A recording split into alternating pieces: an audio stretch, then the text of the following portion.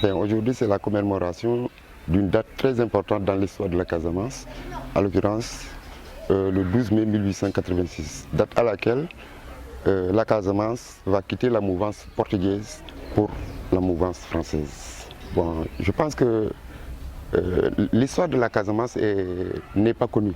Donc nous, je pense qu'il est de notre devoir d'enseigner à cette nouvelle génération l'histoire de leur pays. L'histoire que je voudrais partager, effectivement. Oui, ces glorieuses pages de l'histoire, je pense que ne resteront pas lettres mortes. Alors donc, j'ai la fierté de partager ça avec la nouvelle génération.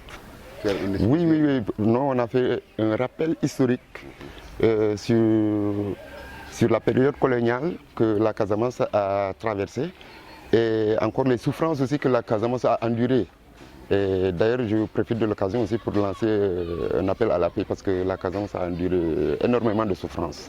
La Casamance est une terre d'accueil, donc je pense que nous sommes surtout inspirés de l'abbé Diamacoune. Et l'abbé Diamacoune a deux figures emblématiques sur lesquelles il a dirigé le mouvement. Je pense qu'il a commencé avec la reine Aline Sitoé Diatta et la Sainte Jeanne d'Arc. Donc c'est un mouvement pacifique.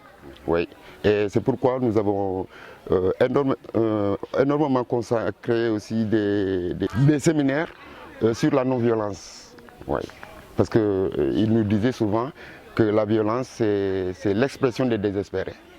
Et que Jésus-Christ, quelquefois, il priait pour ses propres ennemis. Mais la Casamance a le droit de vivre, d'espérer. On ne peut pas... on ne peut pas rester dans une souffrance éternelle. Oui. Il faudrait grand temps que la Casamance retrouve sa paix.